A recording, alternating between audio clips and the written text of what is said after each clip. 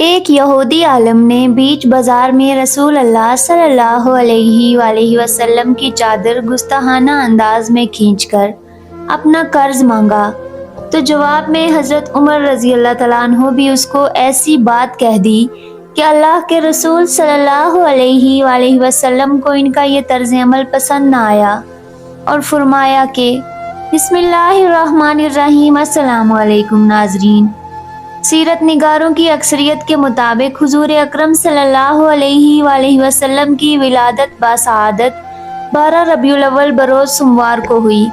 ابن کثیر حضرت ابن عباس رضی اللہ تعالیٰ عنہ سے روایت بیان کرتے ہیں کہ رسول اللہ صلی اللہ علیہ وآلہ وسلم کی ولادت بھی سوموار کے دن، بعثت بھی سوموار کے دن، مکہ سے ہجرت بھی سوموار کے دن، مدینہ میں تشریف آوری بھی سوموار کے دن اور رحلت بھی سوموار کے دن ہوئی۔ حضرت عبداللہ بن عباس رضی اللہ تعالیٰ عنہ سے روایت ہے کہ رسول اللہ صلی اللہ علیہ وآلہ وسلم نے فرمایا، اللہ تعالیٰ نے خلق کی تخلیق فرمائی ہے، جب سب سے اچھے گروہ میں رکھا، پھر قبائل کو چنا تو مجھے سب سے اچھے قبیلے میں رکھا، پھر گھرانوں کو چنا تو مجھے سب سے اچھے گھرانے میں رکھا، لہٰذا میں اپنی ذات کے اعتبار سے بھی سب سے اچھا ہوں اور اپنے گھرانے کے اعتبار سے بھی سب سے ممتاز ہوں۔ اللہ کے رسول صلی اللہ علیہ وآلہ وسلم رحمت للعالمین اور محسن انسانیت ہیں۔ آپ خلق عظیم یعنی اخلاق کے اعلیٰ درجے پر فائز تھے۔ اللہ کے رسول صلی اللہ علیہ وآلہ وسلم مکہ میں ایک کنویں کے قریب سے گزر رہے تھے۔ آپ صلی اللہ علیہ وآلہ وسلم نے ایک بوڑھی عورت کو دیکھا جو پانی کا مٹکا اپنے سر پر اٹھانے کی کوشش کر رہی تھی، مگر بڑھاپے کی وجہ سے اٹھایا نہیں جا رہا تھا۔ آپ صلی اللہ علیہ وآلہ وسلم پانی کا مٹکا اپنے سر پر اٹھا لیا اور بوڑھی مائی کے گھر کے دروازے کے سامنے رکھ دیا۔ بوڑھی بھائی نے کہا، بیٹا بہت شکریہ، آپ صلی اللہ علیہ وآلہ وسلم میرا سہارا بنے۔ میرے پاس کوئی کھجور، روٹی کا ٹکڑا اور سکہ نہیں کہ آپ صلی اللہ علیہ وآلہ وسلم کو صلہ کے طور پر دے سکوں، مگر بیٹا میں آپ صلی اللہ علیہ وآلہ وسلم کو ایک نصیحت کرتی ہوں کہ مکہ میں محمد صلی اللہ علیہ وآلہ وسلم نام کا ایک شخص نوجوانوں کو گمراہ کر رہا ہے، ان کے آباء و اجداد کے دین سے ہٹایا جا رہا ہے، بیٹا اس کی باتوں میں نہ آنا۔ آپ صلی اللہ علیہ وآلہ وسلم نے کہا، ماں جی میں احترام کے ساتھ آپ کی بات سے اختلاف کرتا ہوں، کیونکہ میں ہی محمد صلی اللہ علیہ وآلہ وسلم ہوں۔ آپ صلی اللہ علیہ وآلہ وسلم نے دوسرے دن صبح ایک ٹوکری بوڑھی عورت کے گھر کے باہر رکھ دی جس میں روٹی، کھجوریں اور چند سکے تھے۔ آپ صلی اللہ علیہ وآلہ وسلم نے دروازے پر دستک دی تاکہ بوڑھی مائی ٹوکری اٹھا لے۔ دستک دینے کے بعد آپ واپس چلے آئے تاکہ بوڑھی مائی شرمندہ نہ ہو۔ بوڑھی مائی نے ٹوکری دیکھ کر اللہ کے رسول صلی اللہ علیہ وآلہ وسلم کے حسن سلوک سے متاثر ہو کر کلمہ پڑھ لیا۔ ایک مستند روایت کے مطابق حضور اکرم صلی اللہ علیہ وآلہ وسلم نے ایک یہودی عالم سے چند اشرفیاں قرض لی۔ کچھ دن گزرنے کے بعد ہی یہودی قرض واپس لینے کے لیے آپ صلی اللہ علیہ وآلہ وسلم کے پاس پہنچ گیا۔ آپ صلی اللہ علیہ وآلہ وسلم نے فرمایا، فی الحال تمہارا قرض ادا کرنے کے لیے کچھ نہیں ہے۔ یہودی نے کہا، جب تک آپ میرا قرض واپس نہیں کریں گے میں آپ صلی اللہ علیہ وآلہ وسلم کو نہیں چھوڑوں گا۔ صحابہ کرام نے یہودی کو ڈانٹ کر بھگانا چاہا، مگر آپ صلی اللہ علیہ وآلہ وسلم نے منع فرمایا اور آپ صلی اللہ علیہ وآلہ وسلم اس کے پاس بیٹھے رہے یہاں تک کہ رات گزر گئی اور صبح ہو گئی۔ یہودی آپ صلی اللہ علیہ وآلہ وسلم کا رویہ دیکھ کر حیران ہو گیا کہ آپ صلی اللہ علیہ وآلہ وسلم نے طاقت اور اختیار کے باوجود برداشت کا مظاہرہ کیا۔ یہودی نے نہ صرف قرض معاف کر دیا بلکہ اسلام قبول کر کے اپنی ساری دولت آپ صلی اللہ علیہ وآلہ وسلم کے سپرد کر دی۔ حضرت ابو ہریرہ رضی اللہ تعالیٰ عنہ سے روایت ہے کہ جب صحابہ نے حضور اکرم صلی اللہ علیہ وآلہ وسلم سے مشرکین کے لیے بد دعا کرنے کو کہا تو آپ صلی اللہ علیہ وآلہ وسلم نے فرمایا، میں لعنت کرنے کے لیے نہیں آیا بلکہ رحمت بنا کر بھیجا گیا ہوں۔ سلیمان ندوی رحمۃ اللہ نے اپنے خطبات میں فتح مکہ کے دن مشرکین کی کیفیت کا اظہار ان الفاظ میں کیا۔ مکہ جب فتح ہوا تو حرم کے صحن میں جہاں آپ صلی اللہ علیہ وآلہ وسلم کو گالیاں دی گئی اور نجاستیں پھینکی گئی، آپ صلی اللہ علیہ وآلہ وسلم کے قتل کی تجویز منظور ہوئی۔ قریش کے تمام سردار مفتوحہ کھڑے تھے۔ ان میں وہ بھی تھے جو اسلام کو مٹانے کے لیے ایڑی چوٹی کا زور لگا چکے تھے، وہ بھی تھے جو آپ کو جھٹلایا کرتے تھے، وہ بھی تھے جو آپ کی ہجویں کہا کرتے تھے، وہ بھی تھے جو آپ صلی اللہ علیہ وآلہ وسلم کو گالیاں دیا کرتے تھے، وہ بھی تھے جنہوں نے آپ صلی اللہ علیہ وآلہ وسلم پر پتھر پھینکے تھے اور ان کے راستے میں کانٹے بچھائے تھے، وہ بھی تھے جنہوں نے آپ صلی اللہ علیہ وآلہ وسلم کے عزیزوں کا خون ناحق کیا تھا، ان کے سینے چاک کیے تھے اور ان کے دل و جگر ٹکڑے ٹکڑے کیے تھے، وہ بھی تھے جو غریب اور بے کس مسلمانوں کو ستاتے تھے، ان کے سینوں پر اپنی جفاکاری کی آتشیں مہریں لگاتے تھے، ان کو جلتی ریت پر لٹاتے تھے، دہکتے کوئلوں سے ان کے جسم داغتے تھے۔ آج یہ سب مجرم سرنگوں تھے، پیچھے 10,000 ہونے آشام تلواریں محمد رسول اللہ صلی اللہ علیہ وآلہ وسلم کے ایک اشارے کی منتظر تھیں۔ حضور اکرم صلی اللہ علیہ وآلہ وسلم بیت اللہ کی دہلیز پر کھڑے تھے، ان کو اپنی نگاہوں سے دیکھ رہے تھے، وہ سب سر جھکائے آپ کے حکم کے منتظر تھے۔ آپ صلی اللہ علیہ وآلہ وسلم کی زبان مبارک سے یہ الفاظ نکلے، بتاؤ آج میں تمہارے ساتھ کیا سلوک کروں؟ انہوں نے جواب دیا، تو ہمارا کریم بھائی ہے اور کریم بھائی کا بیٹا ہے۔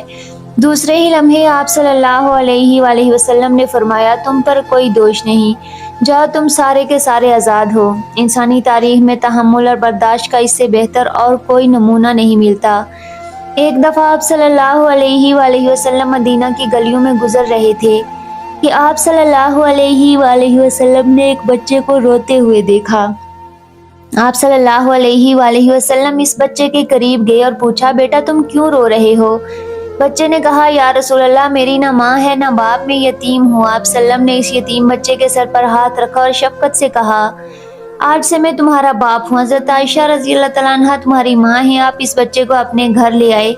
جب آپ کی وفات ہوئی تو آپ کی زرہ ایک یہودی کے پاس رہن تھی۔ حضرت عائشہ رضی اللہ سے روایت ہے کہ فرماتی ہیں کہ رسول اللہ صلی اللہ علیہ وآلہ وسلم نے ایسے حال میں وفات پائی کہ آپ کی زرہ 30 سا جو کے بدلے میں ایک یہودی کے پاس رہن رکھی ہوئی تھی۔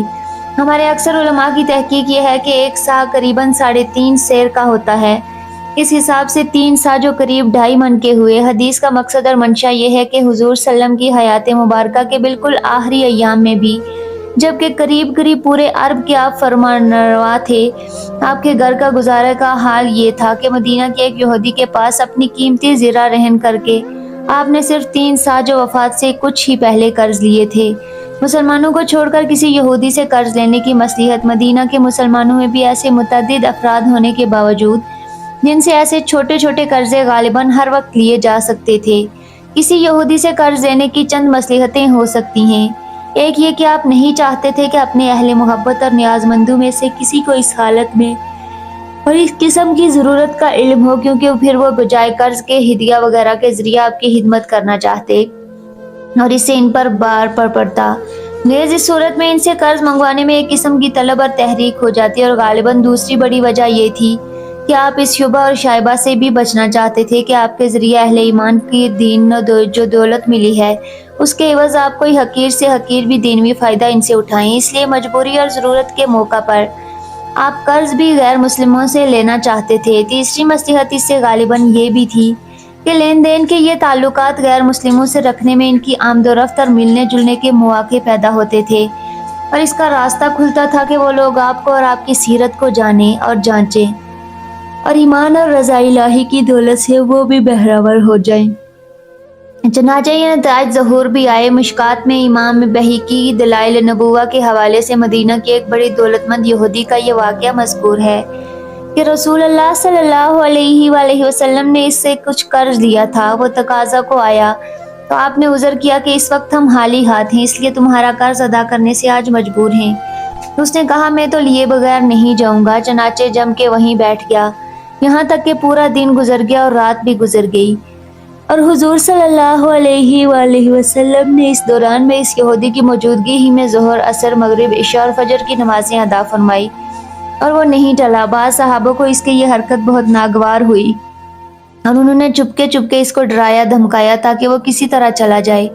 رسول اللہ صلی اللہ علیہ وآلہ وسلم کو جب اس کا پتہ چل گیا تو آپ نے فرمایا کہ مجھے اللہ تعالیٰ کا یہ حکم ہے کہ کسی معاہد پر کوئی ظلم و زیادتی نہ ہو۔ یہ سن کر ان صحابہ کو بھی خاموش ہو جانا پڑا، پھر کچھ ایسے وقت گزرنے کے بعد اس یہودی نے کہا کہ دراصل میں روپے کے تقاضے کے لیے نہیں آیا تھا، بلکہ میں دیکھنا اور جانچنا چاہتا تھا کہ وہ اوصاف و علامات آپ میں موجود ہیں یا نہیں جو تورات میں آخری زمانہ میں آنے والے پیغمبر کے بیان کیے گئے ہیں۔ اب میں نے دیکھ لیا اور مجھے یقین ہو گیا کہ آپ ہی وہ نبی موعود ہیں۔ اس کے بعد اس نے کلمہ شہادت پڑھا اور اپنی ساری دولت حضور صلی اللہ علیہ وسلم کی خدمت میں پیش کر کے عرض کیا، یہ میرا سارا مال حاضر ہے، اب آپ اللہ کی تعلیم و ہدایت کے مطابق اس کے بارے میں جو چاہیں فیصلہ فرمائیں اور جس مصرف میں چاہیں اس کو صرف فرمائیں۔ عمر بن حفص بن عیاس نے بیان کیا کہ کہا کہ مجھ سے میرے باپ نے بیان کیا، ان سے اعمش نے بیان کیا، کہا کہ ہم نے ابراہیم کے سامنے قرض میں گروی رکھنے کا ذکر کیا تو انہوں نے کہا کہ اس میں کوئی حرج نہیں ہے۔ پھر ہم سے اسود کے واسطے سے بیان کیا گیا کہ ان سے عائشہ رضی اللہ تعالیٰ عنہا نے بیان کیا کہ نبی کریم صلی اللہ علیہ وسلم نے مقررہ مدت کے قرض پر ایک یہودی سے غلہ خریدا اور اپنی ذرہ اس کے یہاں گروی رکھی تھی۔ مقصد باب یہ ہے کہ غلہ بوقت ضرورت ادھار بھی خریدا جا سکتا ہے اور ضرورت لاحق ہو تو اس قرض کے سلسلے میں اپنی کسی بھی چیز کو گروی رکھنا بھی جائز ہے۔ اور یہ بھی ثابت ہوا کہ اس قسم کی دنیاوی معاملات غیر مسلموں سے بھی کیے جا سکتے ہیں۔ زین بن سانہ اسلام قبول کرنے سے پہلے ایک یہودی عالم تھا، اس نے تورات شریف میں آپ صلی اللہ علیہ وسلم کی صفات پڑھ رکھی تھیں، حق کا متلاشی تھا، نبی کریم صلی اللہ علیہ وسلم کی صداقت کی تمام علامات اس پر واضح ہو چکی تھی، صرف دو صفتیں ایسی تھیں جن کی وہ تصدیق کرنا چاہتا تھا، ایک یہ کہ آپ صلی اللہ علیہ وسلم کا تحمل آپ صلی اللہ علیہ وسلم کے غصے پر غالب ہوگا، دوسری صفت ان سے شدید جہالت کے سلوک کے باوجود ان کے حلم میں اضافہ ہی ہوتا چلا جائے گا۔ یہ دونوں صفات مکارم اخلاق کے لحاظ نہایت بلند یا یہ ہیں، بھلا ایسا کون ہے جس سے بدتمیزی کی جائے اور وہ اس کے جواب میں اچھا سلوک کرے۔ زید بن سانہ مختلف بہانوں سے آپ صلی اللہ علیہ وسلم کی مجالس میں آتا تھا، ملاقات کرتا تھا اور مذکورہ صفات کو آپ صلی اللہ علیہ وسلم کی ذات گرامی میں دیکھنے کے لیے بےتاب رہتا تھا۔ تھوڑے ہی دن گزرے تھے کہ اسے یہ موقع میسر آ گیا۔ زید کے اپنے الفاظ یہ ہیں کہ میں آپ صلی اللہ علیہ وسلم کی مجلس میں اپنے ایک عربی آیا، اس نے عرض کیا، یا رسول اللہ، میرے علاقے کے کچھ لوگ مسلمان ہوئے تھے، اب انہیں قحط اور فقر و فاقہ کا سامنا ہے، اگر انہیں فوری مد نہ ملی تو خطرہ ہے کہیں وہ اسلام سے نکل نہ جائیں، آپ صلی اللہ علیہ وسلم سے امداد کا طالب ہوں۔ اس وقت آپ صلی اللہ علیہ وسلم کے پاس رقم نہیں تھی، میں نے اپنے ذہن میں ایک پلان بنایا اور اللہ کے رسول صلی اللہ علیہ وسلم سے کہا کہ میں آپ صلی اللہ علیہ وسلم کے لیے فلاں آدمی کے باغ سے ایک وثق کھجور خرید لاتا ہوں اور آپ صلی اللہ علیہ وسلم کو دے دیتا ہوں، آپ صلی اللہ علیہ وآلہ وسلم کھجوریں کچھ دن کے بعد دے دیجیے گا۔ اللہ کے رسول صلی اللہ علیہ وآلہ وسلم نے فرمایا، کسی خاص شخص سے خریدنے کی بات نہ کرو، بلکہ تم مجھ سے یہ کھجوریں ایک خاص مدت کے بعد وصول کر لینا اور ادائیگی ابھی کر دو۔ میں نے اپنی پوٹلی کھولی، اس میں سے 80 دینار نکالے اور آپ صلی اللہ علیہ وسلم کے حوالے کر دیے۔ آپ صلی اللہ علیہ وسلم نے اس وقت عرابی کو بلایا اور اسے رقم دے کر فرمایا، اپنے علاقے میں فوراً واپس چلے جاؤ اور لوگوں کی مدد کرو۔ ابھی کھجوروں کی ادائیگی کے وعدے کی میعاد میں 2-3 دن باقی تھے کہ میں نے ان کے تحمل و بردباری کی آزمائش کا فیصلہ کر لیا۔ ایک جنازے کی ادائیگی کے لیے آپ حضرت ابو بکر صدیق، حضرت عمر فاروق اور دیگر صحابہ کے ساتھ جنت البقیع تشریف لے گئے۔ جنازہ سے فارغ ہوئے تو میں بھی وہاں پہنچ گیا۔ میں نے اپنے منصوبے کے مطابق اچانک آپ صلی اللہ علیہ وآلہ وسلم کی چادر پکڑ لی اور اتنے زور سے کھینچی کہ وہ آپ صلی اللہ علیہ وآلہ وسلم کے کندھے سے اتر گئی، اور ساتھ ہی نہایت کرہت لہجے میں کہا، محمد صلی اللہ علیہ وآلہ وسلم، میرا قرض واپس نہیں کرو گے؟ تم بنو عبد المطلب کے لوگ قرض واپس کرنے میں اچھے نہیں ہو، ادائے قرض میں بہت دیر کرتے ہو، میں اچھی طرح جانتا ہوں کہ لوگوں سے تمہارے معاملات کی کیا حالت ہے۔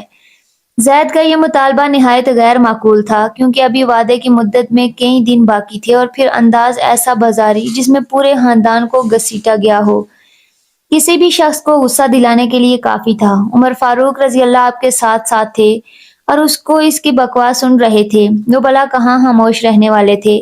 فوراً بولے، او اللہ کے دشمن، تمہاری یہ جرت کہ تم اللہ کے رسول صلی اللہ علیہ وآلہ وسلم کے ساتھ اس قسم کی گھٹیا گفتگو کر رہے ہو، میں یہ کیا دیکھ کر سن رہا ہوں؟ اس ذات کی قسم جس نے آپ صلی اللہ علیہ وسلم کو حق کے ساتھ معبوس فرمایا ہے، اگر مجھے ان کی پاسداری نہ ہوتی تو تمہاری اس بدتمیزی پر تمہاری گردن اڑا دیتا۔ تمہیں یہ جرت کیسے ہوئی کہ تم ایسی واہیات گفتگو کرو؟